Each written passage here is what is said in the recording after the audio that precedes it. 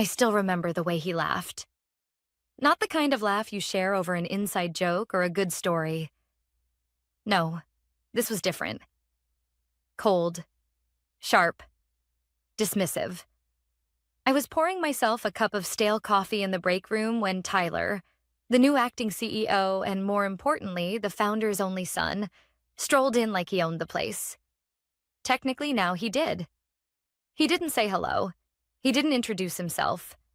He just leaned against the counter, arms crossed, eyes roaming the room like he was sizing up cattle. "You're Sarah, right?" His voice was casual, almost bored. I turned, forcing a polite smile. "Yes, nice to meet you, Tyler. Welcome aboard." He smirked like he was already tired of me. "Can you come to my office in 5 minutes? Bring your laptop." It wasn't a question. I felt the prickle of unease immediately. After 11 years at Cartwright Industries, you learn to recognize the early signs of trouble. And something about the way he said it, so clipped, so disinterested, made my stomach knot. 5 minutes later, I stepped into his office. He didn't even offer me a seat. He just tapped his pen against the glossy desk, a self-satisfied rhythm. "We're streamlining," he said, with the casual air of someone announcing a lunch special. "New leadership, new direction. We need lean, agile teams. You're not essential." Then he laughed. That sharp mocking sound again, like he couldn't quite believe he had to explain himself. For a second, the world blurred. Not essential?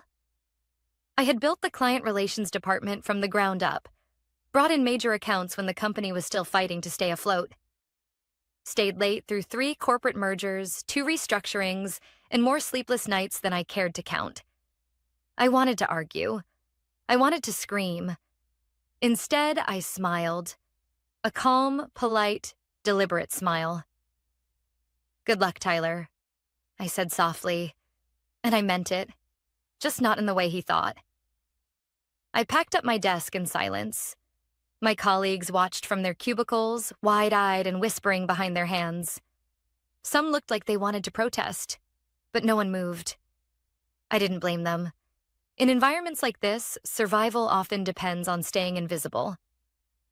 As I carried the cardboard box to my car, memories flooded me. The late nights, the impossible deadlines, the personal sacrifices. I had missed birthdays, anniversaries, even my own divorce hearing because the company needed me. And now, all that loyalty was reduced to a 5-minute conversation and a cruel laugh. But strangely, I didn't feel anger. Not yet. I felt something else. A quiet certainty that Tyler had just made a mistake he couldn't undo. Because what he didn't know, what he hadn't even bothered to learn, was that I wasn't just a middle manager. I was the keystone holding up the company's biggest investor relationship.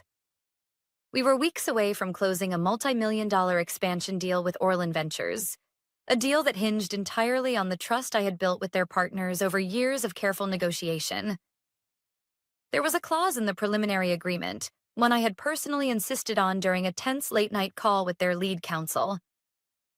Any material changes to key personnel would require immediate renegotiation, or void the deal entirely.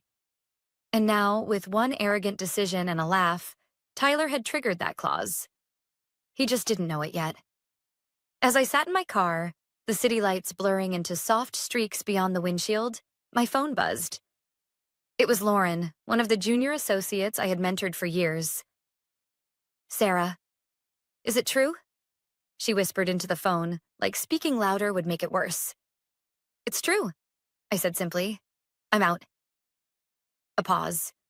Then, with a shaky voice, "You were the only reason Orlin trusted us." I closed my eyes. "I know." Another pause, heavier this time. "What's going to happen now?" I opened my eyes, staring into the quiet, indifferent night. "I guess," I said slowly, "they're about to find out what happens when you remove the wrong piece from the foundation." Lauren said nothing. She didn't need to. As I hung up, a small part of me, the part that had been so tired for so long, felt a strange, bittersweet relief. It was over. Or at least, my part of it was. For now. Because Tyler's first day in charge wasn't going to be remembered for his bold leadership or his streamlined vision. It was going to be remembered for something else entirely. And tomorrow, when the investors called, when the board demanded answers, he would realize just how essential I had really been. I didn't sleep much that night. I didn't toss and turn either. I just laid there, staring at the ceiling, feeling the strange, humming tension in the air, the kind you get right before a storm breaks. By 7 a.m., I was sitting at my kitchen table, coffee growing cold in front of me, scrolling absent-mindedly through news alerts on my phone. Nothing yet. No signs of trouble. Maybe, I thought, they'll patch it up before it gets worse. But deep down, I knew better. At 8:13 a.m., my phone buzzed again. It was a message from Lauren. Lauren. They're panicking. Investors were supposed to call at 9. Tyler's been in a conference room with legal since 7:30. I smiled faintly, feeling the first real ripple of satisfaction since the moment he fired me. I could picture it perfectly. Tyler pacing the glass conference room, trying to bluff his way through a crisis he didn't even fully understand. Legal flipping through contracts, finding the clause, the one I had insisted on, staring at it in growing horror. I sipped my cold coffee. The day was only beginning. At 8:45 a.m., another message came through, this time from Matt, an old friend in the finance department. Matt. Sarah, they're losing it. Board members are already calling in. They heard about the firing yesterday, and now they're asking how it affects the Orland deal. I leaned back in my chair. It was happening even faster than I expected. You see, Orland Ventures wasn't just any investor. They were the kind of group that made companies like Cartwright Industries. Their name alone opened doors, and Tyler's arrogance hadn't just jeopardized a deal, it had shaken their trust. By 9:05 a.m., the fallout began in earnest.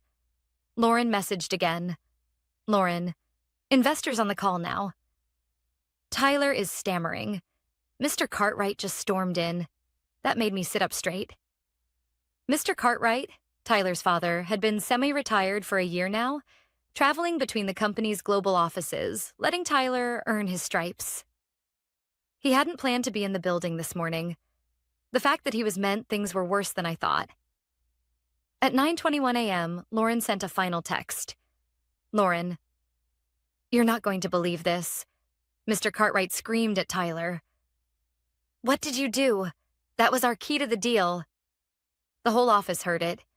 I let out a slow breath, feeling a mixture of sadness and grim satisfaction. It wasn't just about the deal. It was about everything I had built over the past decade. The trust, the relationships, the foundation that had made Cartwright Industries strong. And Tyler had kicked it all aside without even asking who had put it there. At 9:30 a.m., my own phone rang. An unknown number. I almost didn't answer. But curiosity won again. Sarah, it's Mr. Cartwright. His voice was tight, strained, a man barely holding himself together. I need to speak with you, he said. Today? Please. I paused, letting the silence stretch. I could almost hear the desperation bleeding through the phone. About what? I asked, my voice calm. The Orland Ventures deal, he said immediately. They're reconsidering. They said the termination of key personnel violates preliminary agreements. They want a meeting with you. Only you. They won't speak to anyone else. Another long silence. Please, Sarah, he added. We didn't realize... I cut him off gently. You didn't ask. He exhaled a heavy breath. You're right. And Tyler. Tyler didn't understand. I thought he was ready. I didn't answer. There was nothing to say. I'll come in, I said finally, on one condition. Anything, he said without hesitation. I deal directly with you, I said, not Tyler. Another beat of silence, then, agreed. I ended the call and set my phone down carefully, my hand steady. It wasn't anger I felt. It wasn't even vindication. It was something quieter, deeper, a sense of clarity. For the first time in years, I wasn't chasing approval or recognition. I was standing in the value I knew I brought to the table. And if they wanted me back, even temporarily, they would meet me there, on my terms. As I got dressed, pulling on a sharp, simple suit, I caught my reflection in the mirror. There were lines at the corners of my eyes now. A little more silver near my temples. Proof, I thought, of every battle I had fought quietly while others claimed the victories. Today would be different. Today, I wouldn't fight for a seat at the table. Today, I was the table. And Tyler, poor, arrogant Tyler, was about to find out exactly what it meant to lose someone who had been essential all along. The lobby was almost painfully bright when I walked in, sunlight bouncing off the polished marble floors. It felt strange stepping back into Cartwright Industries. Not as an employee, not exactly, but as something different, something stronger. The receptionist looked up and immediately straightened. "Ms. Bennett? Sarah," she stammered. "Mr. Cartwright is expecting you. 11th floor." I nodded once, calm. As the elevator doors closed behind me, I caught my reflection in the gleaming steel. Composed, sharp, unreadable. Exactly how I needed to be today. When the doors opened, I stepped into the executive floor, and the shift in atmosphere was immediate. Conversations dropped to whispers. Heads turned. People knew. Not just about what had happened, but about why I was here now. Tyler was standing near the glass conference room, arms crossed, fake laughing at something a junior executive said. When he saw me, the color drained from his face. He quickly masked it with a smirk. "Look who's back," he called out, loud enough for half the floor to hear. "Couldn't stay away, huh?"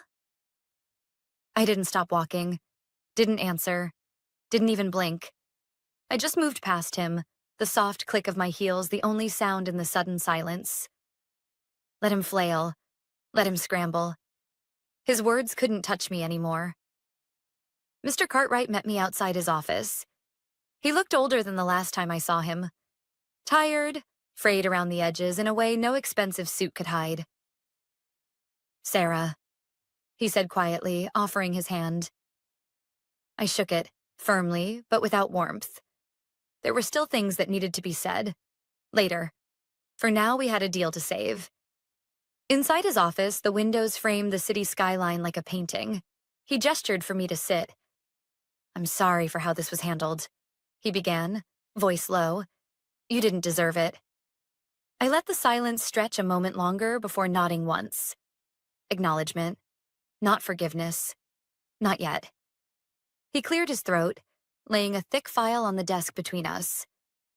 "The Orland team is waiting for a call. They're ready to pull out entirely unless you're personally involved. I've managed to buy us a few hours." I flipped open the file. Panic was all over it. Hastily written notes, amended contracts, emails sent at 2 a.m., begging for reconsideration. Amateur hour. I closed the file calmly. "I'll talk to them," I said. But before that, I need it in writing. He didn't hesitate. Already printed and waiting was a letter formalizing my authority over the Orland deal, without interference from anyone, especially Tyler. I scanned it carefully, signed it. Only then did I allow myself a small, almost imperceptible breath of relief. "Let's get started," I said. He nodded, reaching for the speakerphone. Before he could dial, there was a sharp knock at the door, and Tyler barged in without waiting for an answer. "This is ridiculous," he snapped, looking directly at me. "You're going to let her—" "Enough!" Mr. Cartwright barked, voice like a whip crack. Tyler recoiled, blinking. "I trusted you," Mr. Cartwright continued, his voice shaking not with anger but disappointment. "I trusted you to lead, to respect the people who built this company, and instead you tried to gut it like a toy you didn't understand." Tyler opened his mouth, but Mr. Cartwright cut him off again. "You fired the one person holding together our most important partnership. You didn't even read the personnel clauses. You risked the future of this company for what? Your ego?" The room crackled with tension. I stayed silent, letting Mr. Cartwright fight his own battle. You're suspended from all decision-making effective immediately, Mr. Cartwright said. Legal is drafting the paperwork now. If the Orland deal falls through because of you, the board will vote on your removal. Tyler's face turned a mottled red. For the first time, he looked genuinely stunned, like the reality of what he'd done was finally breaking through the walls of entitlement he'd lived behind for so long. This isn't over. He hissed at me as he stormed out. I didn't respond. It wasn't worth it. Once the door slammed behind him, Mr. Cartwright sagged into his chair. I should have seen it coming, he muttered. I looked at him steadily. Blind faith is dangerous, I said quietly, especially when it blinds you to the truth. He gave a weary nod, then punched in the number for Orland Ventures. As the line rang, I straightened my shoulders, ready to step back into the arena. Not for them. Not for him. But for myself. Because sometimes the most powerful statement you can make isn't slamming the door on the way out. It's walking back through it, stronger than ever, and setting new terms. The call connected. The room fell silent. It was time.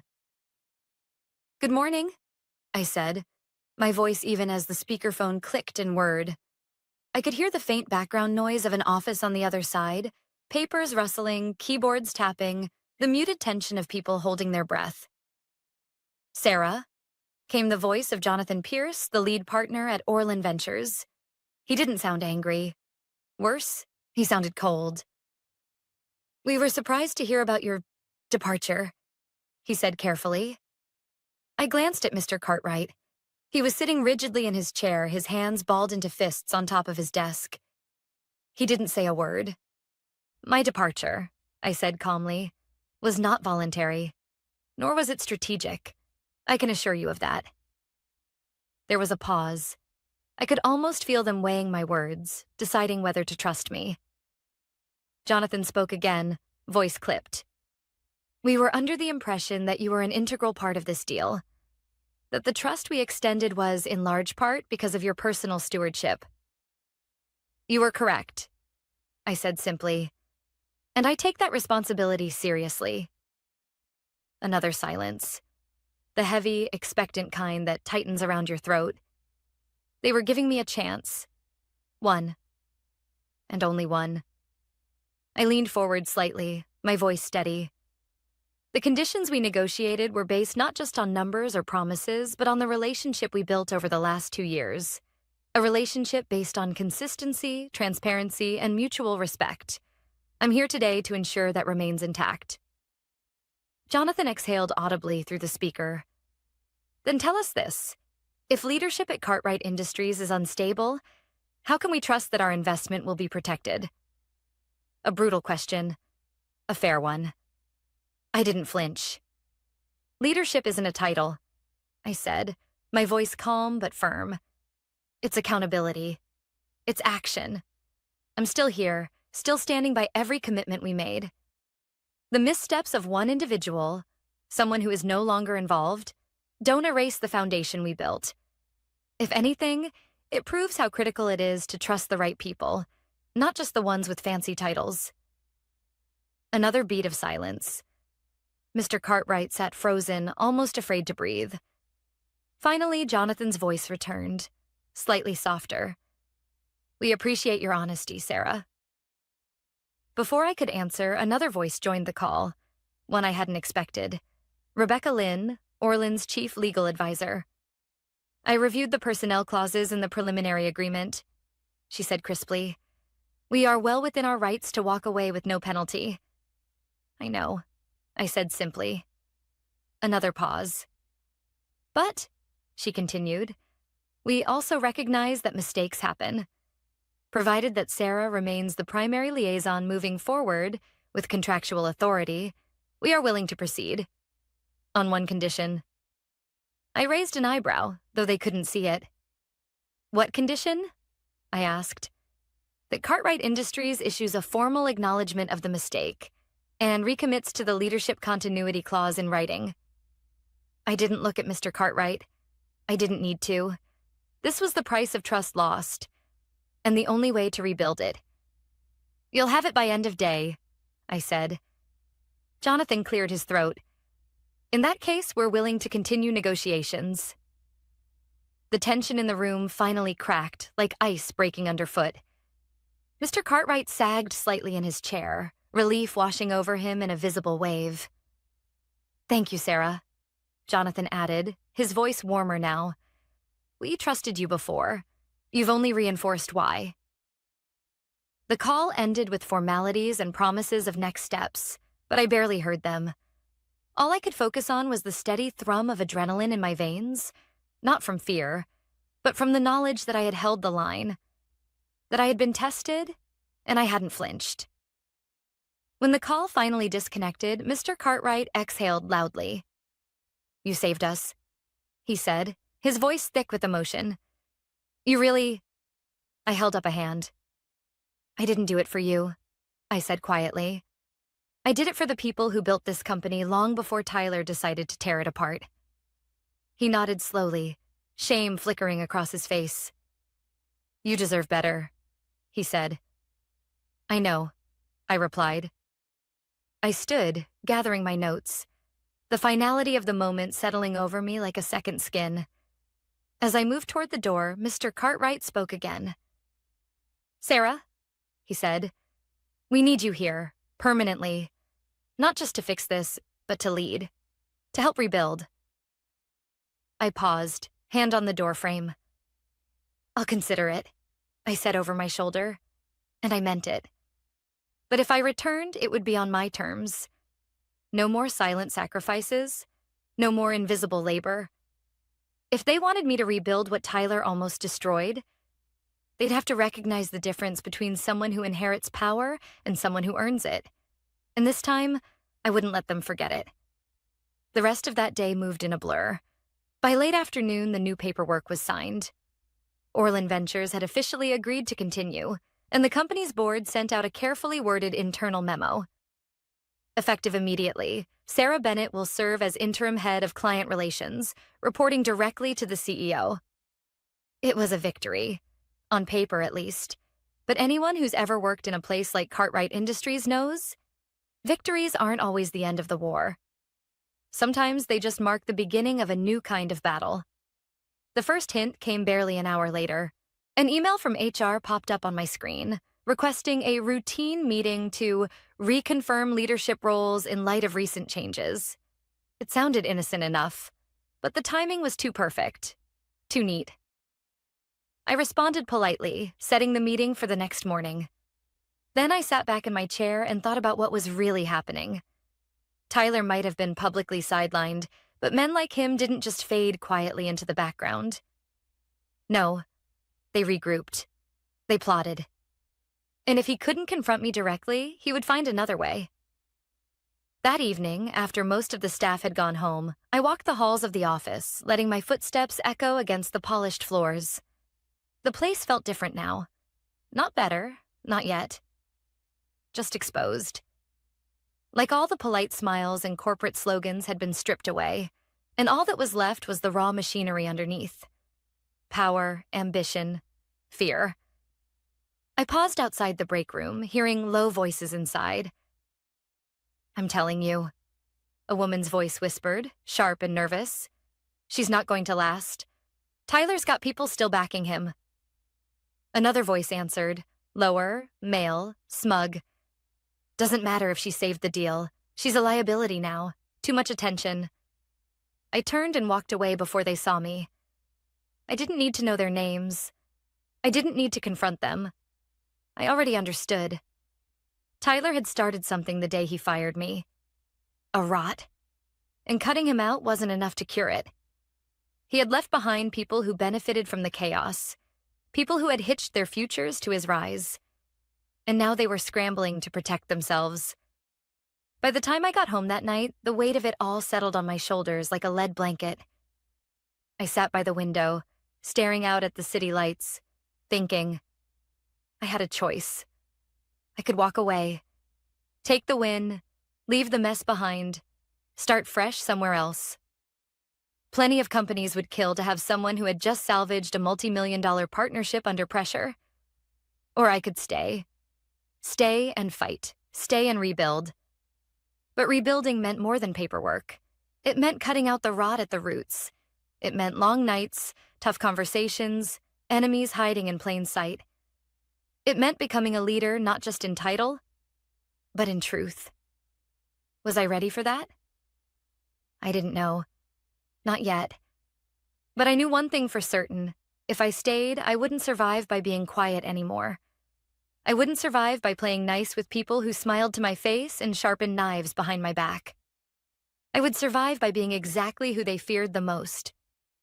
A woman who knew her worth, who didn't flinch, who kept receipts. At midnight, as the city pulsed quietly around me, I pulled out a notebook and started writing. Everything I had seen, every whisper, every strange delay, every suspicious change to files and meetings, a paper trail of shadows. Because if Tyler, or anyone loyal to him, thought they could erase me with rumors and whispers, they had underestimated me all over again. And next time, when they tried to come for me, I would be ready. The battle wasn't over. It was just entering a new phase. And this time, I wasn't the one walking into traps. I was the one setting them. The next morning, I walked into the HR meeting 15 minutes early. The conference room was cold, lit by harsh fluorescent lights that made everything feel sharper, more brittle. I took a seat at the far end of the table, notebook in hand, face calm. If they were setting a trap, they would find I'd brought my own. 2 HR representatives arrived, polite, overly formal.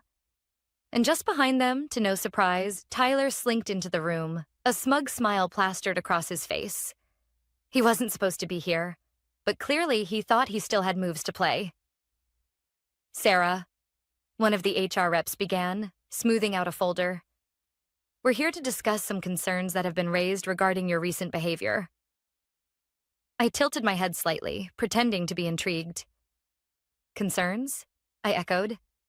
The second rep, a woman named Marla, whom I'd worked with for years, looked genuinely uncomfortable. She wouldn't meet my eyes. She didn't need to. I already knew what this was. Tyler shifted forward eagerly. There have been questions, he said, voice syrupy sweet, about your ability to manage high-pressure relationships. Some feel that your recent actions, while successful in the short term, might suggest instability, Marla finished quietly. There it was, the classic smear tactic. Plant a seed of doubt. Whisper about instability just enough to taint someone's reputation without any hard evidence. And then step back, pretending it had all been concern for the company's best interests. I smiled. A small, knowing smile that made Tyler's smugness falter for just a second. I opened my notebook, flipping neatly to the pages I had filled the night before. Before we proceed, I said, voice crisp, I'd like to submit some documentation for the record. The HR reps blinked. Tyler froze. I slid the pages across the table. Detailed notes of every questionable interaction I'd witnessed over the past week.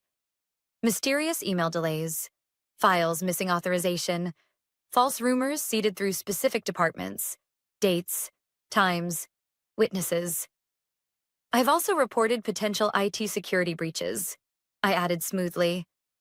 Attached are confirmation emails from our systems department. As of last night, an internal audit has been initiated at the CEO's request. Now it was Marla's turn to look shocked. You reported this already? She asked, glancing nervously at Tyler. Of course, I said. Weeks ago, when the first signs appeared. I take my responsibilities seriously. The silence that followed was absolute. Tyler opened his mouth, struggling for words, but no defense came. He had played his hand too soon, and I had been ready. I leaned back slightly in my chair, watching the realization sink into his face like ink into water. He was exposed, not just to me, but now to HR, to the systems department, and soon to the board. He had underestimated me every step of the way. And now, there was nowhere left to hide. Mr. Cartwright walked into the room moments later, summoned by Marla's silent, desperate text. When he saw the documents on the table, and the look on Tyler's face, He didn't need an explanation. "I think this meeting is over," Mr. Cartwright said coldly.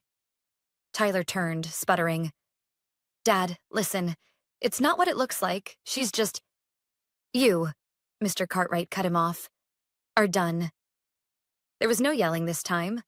No dramatics. Just a simple, final statement of fact. HR escorted Tyler out of the building that afternoon. No goodbye party. No golden handshake. Just silence. And me? I stayed. Not because I needed to prove anything anymore, but because leadership isn't about surviving storms. It's about standing tall in their aftermath, when others have fled. In the days that followed, the office changed in ways I hadn't thought possible. People looked me in the eye again. Departments started working together instead of hoarding information. For the first time in a long time, there was hope. And on Friday morning, Mr. Cartwright called me into his office. There was no ceremony, no staged applause. Just a simple letter slid across the desk. Chief Operating Officer. Effective immediately. I looked up at him. "You earned it," he said simply. I took the letter, folded it once, and slid it into my bag. No tears, no speeches. Just a quiet, steady acceptance of what I had fought for, and won. Later that evening, as I left the office, the city stretched out before me, glittering with possibilities. I knew challenges would come. There would always be new storms to weather, new battles to fight. But I also knew something far more important now. That strength isn't in how loud you shout. It's in how quietly you refuse to break. And no one, not even a boss's spoiled son, could ever take that away from me again.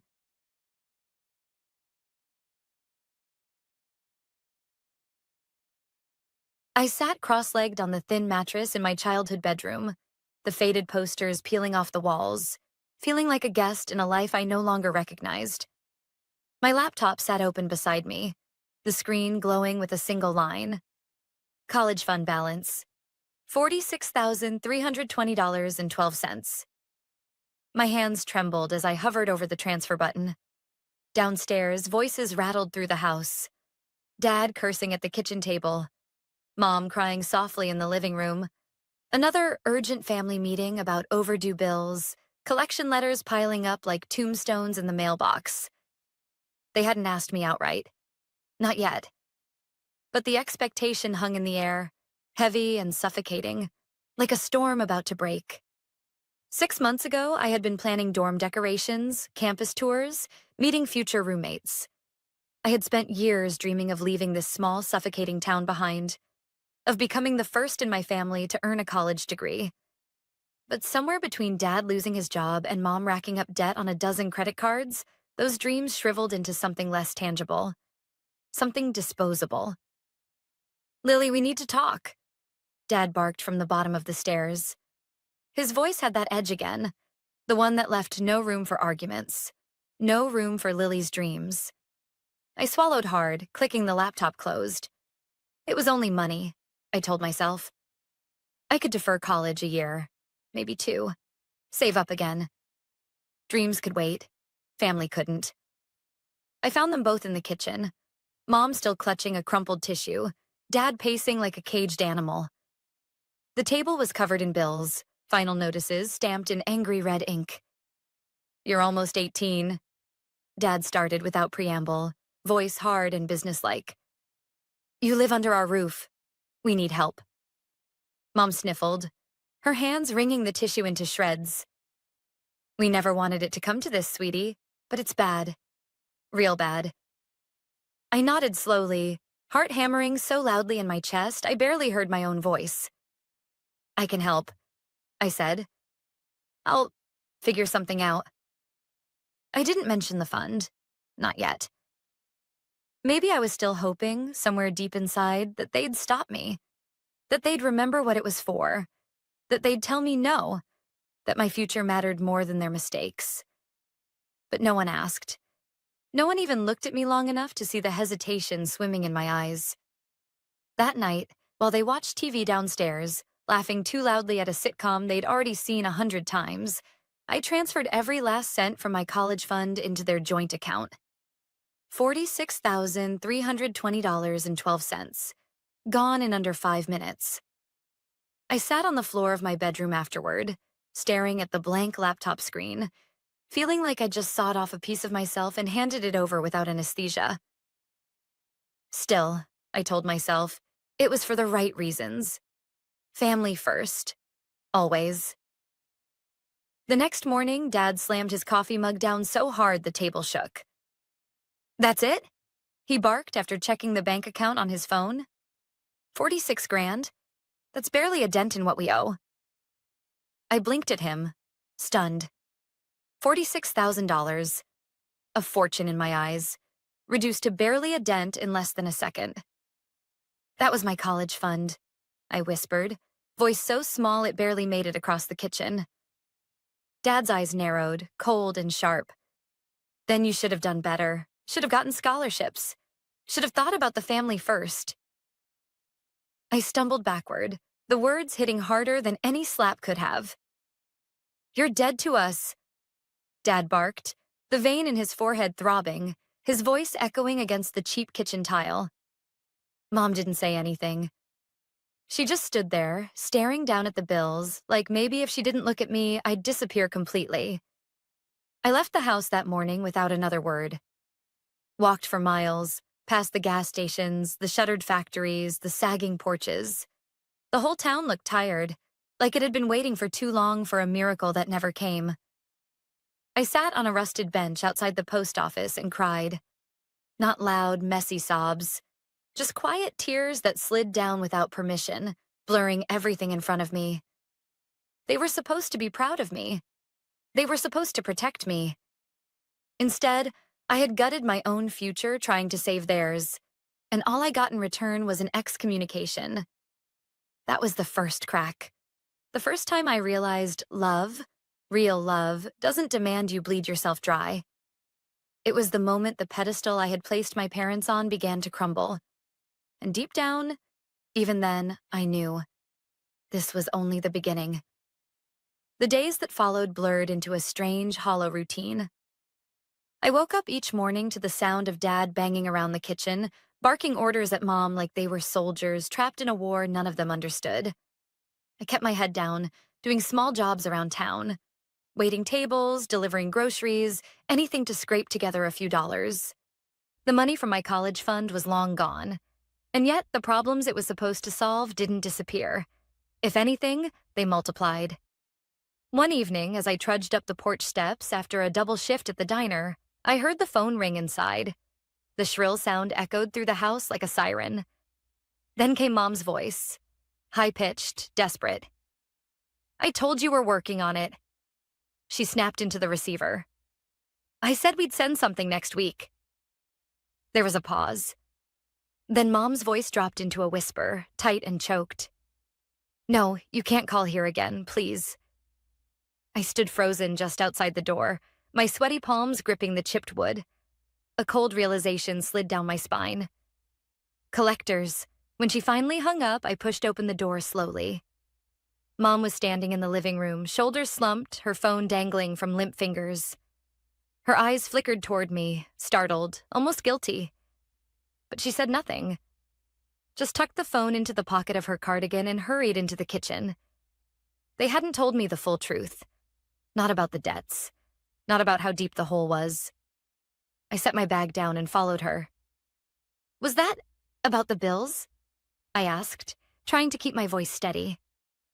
Mom busied herself wiping an already clean counter. "It's nothing for you to worry about, honey," she said too quickly. "Go rest. You've been working so hard." I opened my mouth to argue, but stopped myself. The weight in my chest was growing heavier by the day, but every time I tried to talk about it, it felt like stepping into quicksand. A week later, another call came. This time, I picked it up. "Lily Reynolds." A deep, bored-sounding voice crackled through the line. "This is Allied Collections. We're calling regarding an outstanding balance associated with your address." I froze. I'm not responsible for those debts," I stammered. The man didn't miss a beat. "Maybe not legally, but you're listed as a secondary contact. If payment isn't made soon, actions will escalate. I hung up, my hands trembling so badly the phone nearly slipped from my grip.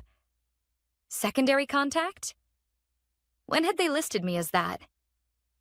I stormed into the kitchen where Dad sat with a beer in one hand and the remote in the other, flipping lazily through channels. Were you going to tell me? I demanded, voice shaking. He barely looked at me. Tell you what? That you put my name down for your debts? That collectors are calling me now? He grunted, setting his beer down with a thud. You live here. You're part of this family. It's your responsibility too. I took a step back, feeling like I'd been slapped. My responsibility, I whispered. I gave up college for you. I emptied my future for you. Dad stood up suddenly, towering over me, face red. You think that makes you better than us? You think you're some saint because you threw a few bucks around? My mouth opened, but no words came out. Mom stepped into the doorway, looking between us like a deer caught in headlights. Lily, please, she said softly. You're upsetting your father. I let out a bitter laugh. Upsetting him. All I had ever done was clean up their messes, patch up their mistakes, and smile through it. And still, somehow I was the villain. I grabbed my jacket from the hook by the door. I'm going out, I muttered, voice cracking. Dad barked after me. Don't bother coming back if you're going to act like this. The door slammed behind me, rattling the frame. I walked aimlessly through the darkening streets, the streetlights flickering overhead like dying fireflies. Every step felt heavier than the last, like the betrayal was seeping into my bones. How could they look me in the eye and act like I owed them more? How could they use my love, my loyalty, like a weapon against me? I sank onto a bench outside the gas station, staring blankly at the cracked asphalt. This wasn't family. Family didn't gut your future and then spit at you for bleeding. I pulled my phone from my pocket, scrolling through old emails from colleges, acceptance letters, scholarship offers. All the things I had traded away like poker chips. For what?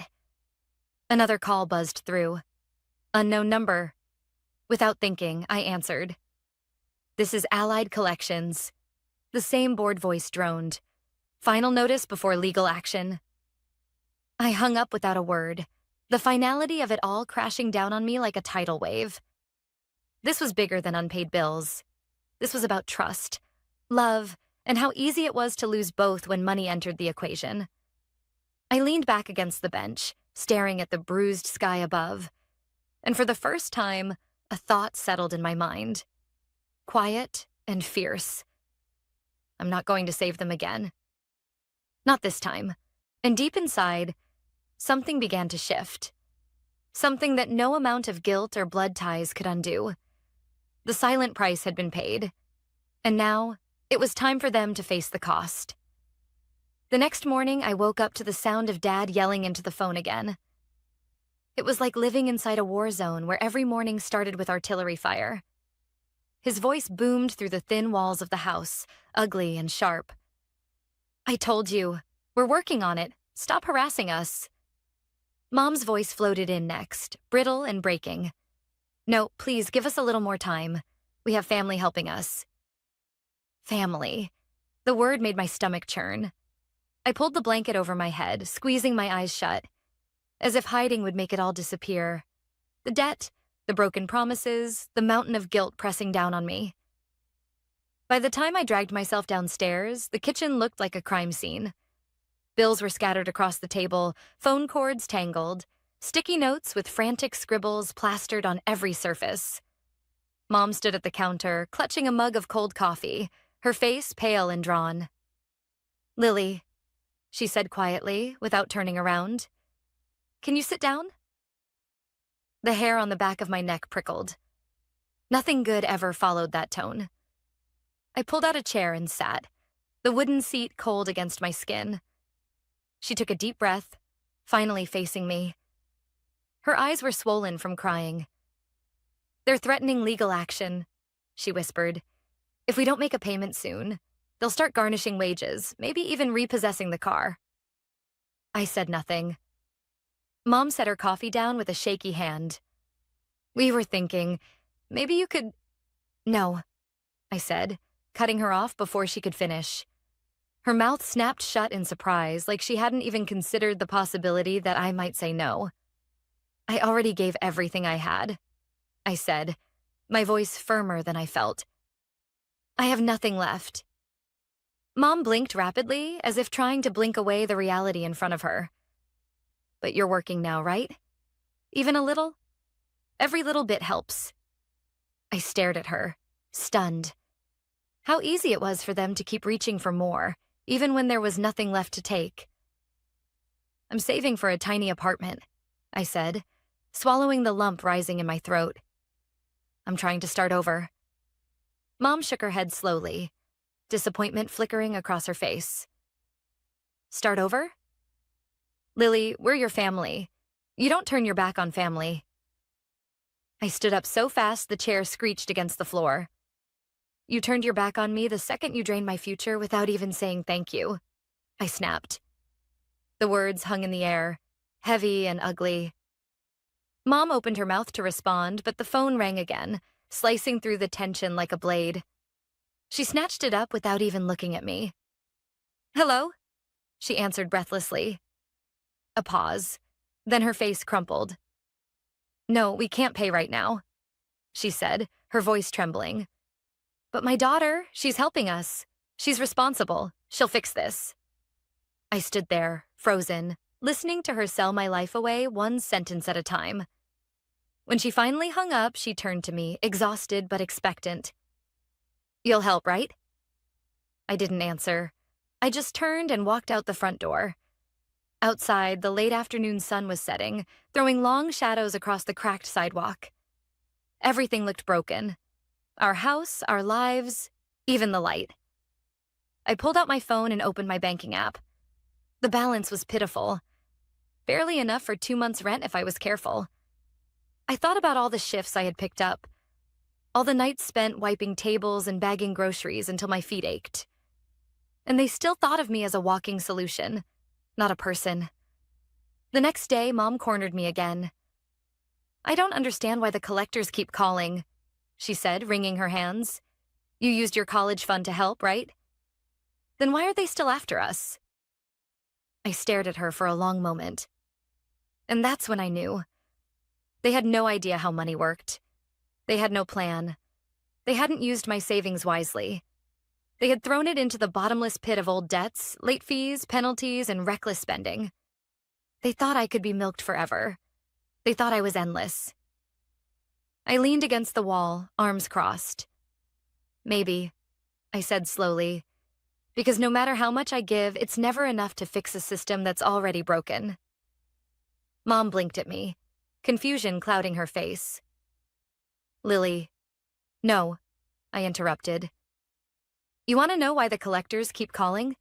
Because throwing money at a sinking ship doesn't stop it from sinking. It just delays the inevitable. She opened her mouth to argue, but I raised a hand, silencing her. I'm not a Band-Aid, I said, voice shaking with anger and heartbreak. I'm not a loan you never plan to repay. I'm not the rescue plan you pull out every time you mess up. Mom's face crumpled. She sank into the nearest chair like her legs couldn't hold her anymore. I didn't feel satisfaction, just an endless aching sadness.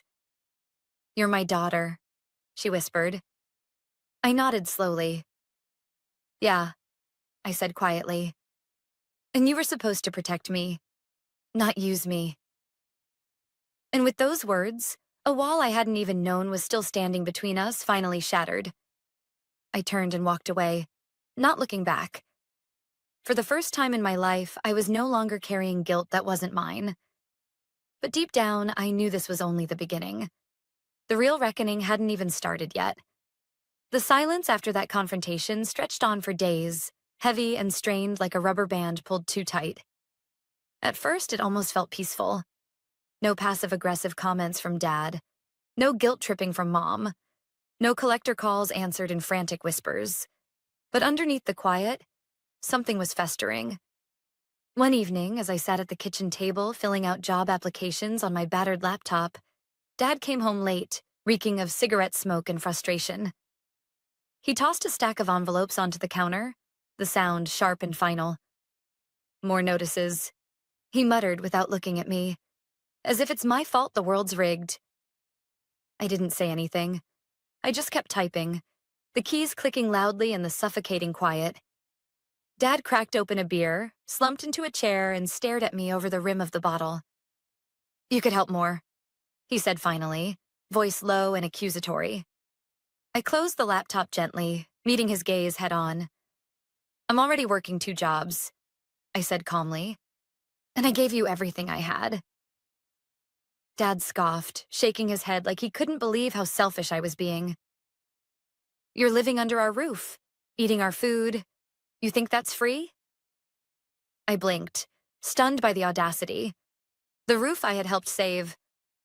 The food paid for by the scraps of money I managed to keep after covering their bills for months. My hands curled into fists in my lap. "I'm not your debt collector," I said, voice tight. "And I'm not your retirement plan." Dad slammed his beer down so hard that foam spilled over the top. "You ungrateful little brat," he snapped, "after everything we've done for you." A hollow laugh escaped my lips before I could stop it. "Everything you've done for me?" I echoed. "You mean the years of treating me like a backup plan while Brandon got to fail upwards? You mean draining my college fund without a second thought?" Dad's face turned a dangerous shade of red. "Get out if you don't like it," he barked. "You think you're better than us? Fine. Go." Mom appeared in the doorway, eyes wide with panic. "Frank, stop," she hissed, glancing nervously at me. But I was already standing, my heart pounding so hard I thought it might crack my ribs. "Fine," I said, grabbing my jacket from the chair. "I will." I pushed past them, slamming the door behind me, my legs shaking but my mind sharp with clarity. I spent the night at a friend's place, sleeping on a sagging couch, the smell of old pizza clinging to the air. It wasn't glamorous. It wasn't comfortable. But it was mine. The first real decision I had made for myself in years. The next morning, my phone was flooded with messages. From Mom, "Please come back. We can work this out." From Dad, "If you're not back by tonight, don't bother showing your face here again." And even from Brandon, who hadn't so much as spoken to me in months. "Real nice, Lily. Abandoning your family when they need you most? Selfish much?" I deleted them all without replying. Later that afternoon, as I sat with a lukewarm coffee in a dingy cafe, my phone rang again. Mom. I stared at it for a long moment before finally answering. "Lily," she breathed, her voice raw from crying. "We're in trouble, real trouble." I said nothing, letting the silence stretch. "They're threatening to garnish Dad's wages. Brandon's thinking of moving out. We can't keep up with everything." Still, I stayed quiet. Mom sniffled. "You're still our daughter," she said desperately. "You still owe us." I closed my eyes, pressing my fingers to my forehead. "I don't owe you my future," I said slowly. "I don't owe you my peace of mind. I already gave everything I had." "But we're family," Mom whispered. I opened my eyes, my heart aching but steady. "Family doesn't mean using someone until there's nothing left," I said. "It means lifting each other up, protecting each other. You stopped being family when you made me responsible for your choices." There was a long pause on the line. Then a tiny, broken voice. "What are we supposed to do?" I exhaled, staring out the window at the cars speeding past, their drivers unaware of the war happening inside my chest. "I don't know," I said honestly. "But I do know this. I'm done fixing what I didn't break." I hung up before she could answer.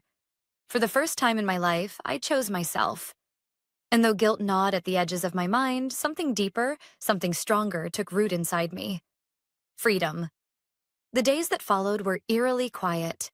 No calls, no texts, no frantic voicemails filled with guilt or accusations.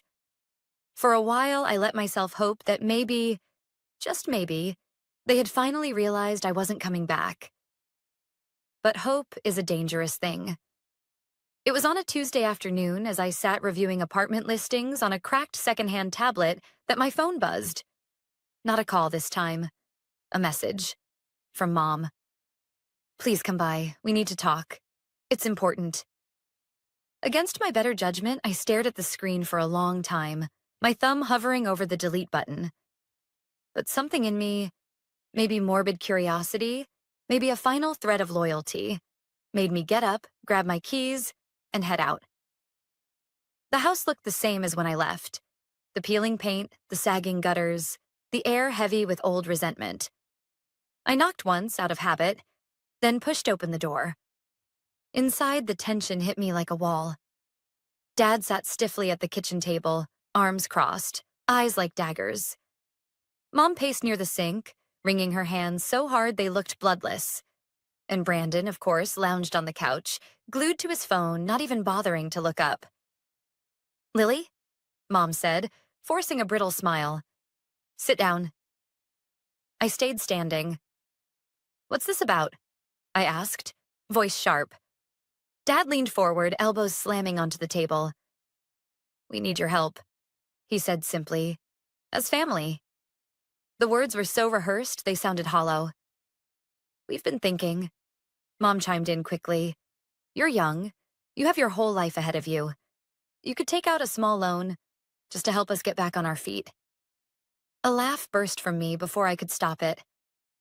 "You want me to go into debt now?" I said, incredulous. "After you already drained my savings." Brandon finally looked up, rolling his eyes. "It's not that big of a deal," he said lazily. "People take out loans all the time. It's called being an adult." I turned to him slowly, anger simmering just beneath the surface. "An adult earns their own way," I said, voice cold. "Not living off their sister's sacrifice while pretending it's normal." Brandon shrugged, unbothered. Dad slammed his hand on the table, making everyone jump. "We're your family," he barked. "You owe us loyalty." I stepped closer, my heart pounding so loudly it drowned out everything else. "No," I said, my voice steady and rising. "You don't get to demand loyalty after you've betrayed trust. You don't get to call it family when all you ever did was take." Mom's eyes filled with tears. "Lily, please, we're desperate." I cut her off. "You were desperate months ago. When I drained my college fund to save this house," I said. "And you still let the bills pile up. Still spent money on things you didn't need. Still put cable, takeout, and Brandon's online shopping ahead of mortgage payments." The room fell silent, thick with unspoken guilt. "You didn't want a solution," I continued, my voice trembling with rage. "You wanted a permanent crutch, a free ticket." I pulled my phone from my pocket, swiping to a screenshot I had saved from the collector's website. The foreclosure notice officially filed. I turned the screen toward them. "This," I said sharply, "is the result of your choices, not mine." Mom gasped, covering her mouth with her hand. Dad's face paled. Even Brandon looked momentarily stunned. "You can't just abandon us," Dad said, voice hollow. I gave a bitter smile. "You abandoned me first," I whispered. "When you decided my future was less important than your mistakes." I slid the phone back into my pocket, my hands finally steady. "I won't be taking out a loan. I won't be sending money. I won't be coming back." Mom stumbled forward, reaching out as if to grab my arm, but I stepped back. "I'm not doing this to hurt you," I said softly. "I'm doing this because if I don't stop now, there'll be nothing left of me to save." For a long moment, no one said anything. The clock on the wall ticked loudly, filling the aching silence. Finally, Dad slumped back in his chair, defeated. Mom wiped her eyes with trembling fingers. Brandon muttered something under his breath, but stayed glued to his phone. I turned toward the door, my heart aching but lighter than it had been in years. At the threshold, I paused, glancing over my shoulder one last time. "You always taught me that actions have consequences," I said quietly. It's time you lived with yours. And with that, I stepped outside, letting the door swing shut behind me. The air was cool, clean, and filled with a freedom I hadn't tasted since I was a kid dreaming of a different life. For the first time, it didn't matter if they called. It didn't matter if they begged, blamed, or broke down. I had drawn the line. And this time, I wasn't stepping back over it. The days after I walked out felt strange, like waking up in a new world where the rules had changed, but no one had given me a manual. The guilt came first, thick, suffocating, slithering into every quiet moment. Had I gone too far? Was I cruel for saying no? Was I heartless for walking away when they were drowning? Every time my phone buzzed with a number I didn't recognize, my stomach twisted into knots. I didn't answer. I couldn't. I wasn't strong enough yet to hear the next accusation, the next desperate plea. Instead, I focused on surviving. I crashed on my friend's couch for a few weeks, working extra shifts, saving every penny like my life depended on it. Because in a way, it did. Eventually, I scraped together enough for a tiny studio apartment on the edge of town. It wasn't much. A cracked linoleum floor, a single window that jammed when it rained, and walls so thin I could hear the neighbor's cat sneeze. But it was mine. The first night I slept there, surrounded by secondhand furniture and the faint smell of old paint, I cried. Not from sadness, from relief. No yelling, no guilt, no late-night emergencies that somehow always became my problem. Just silence. Real, beautiful silence. I started rebuilding myself, one small piece at a time. I applied to community college, using grants and scholarships I hunted down like buried treasure. It wasn't the big university dream I had once pictured, but it was a start. I worked mornings at a diner, afternoons in a bookstore, evenings studying in the cramped corner of my apartment. I was exhausted all the time, my muscles sore, my brain fried. But for the first time, I was tired for me. Not for someone else's mistakes. Every now and then, the guilt would creep back in, sharp and cold, whispering that I had abandoned them, that I had failed as a daughter. And sometimes late at night when the world was too quiet, I almost believed it. But then I remembered. I remembered sitting at the kitchen table, my dreams bleeding out onto unpaid bills. I remembered Dad barking that I was dead to them. I remembered Mom asking for more even after I had nothing left to give. Family isn't supposed to hurt you when you have nothing left. Family isn't supposed to love you only as long as you're useful. I wasn't heartless. I wasn't cruel. I had just finally chosen myself after a lifetime of being second place in my own story. A few weeks after moving into the apartment, I got a letter in the mail. No return address, no handwriting I recognized. Inside was a single piece of paper. House sold at foreclosure. Occupants evicted. No note, no apology, no acknowledgement. Just a cold, hard fact. They had lost the house. The place I had drained my future trying to save. The place they thought I would keep saving no matter the cost. I sat on the floor, the letter in my lap, feeling 1,000 emotions crash over me at once. Grief, anger, sadness, a tiny sliver of vindication. But mostly peace. They had made their choices. And for once, I wasn't the one paying the price. I folded the letter carefully and tucked it into a drawer. Not out of spite. Not to gloat. As a reminder.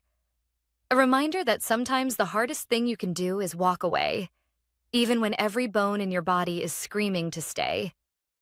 That choosing yourself isn't selfish. It's survival. And that real love, the kind that matters, should never come with a price tag. Now, every morning I wake up to the sunlight spilling across my cheap little apartment, make my coffee, and breathe. Not because my life is perfect. Not because the pain magically disappeared, but because every breath is mine. Not borrowed. Not owed. Mine. And that, I've learned, is worth more than any house, any fund, any fragile dream built on someone else's broken promises.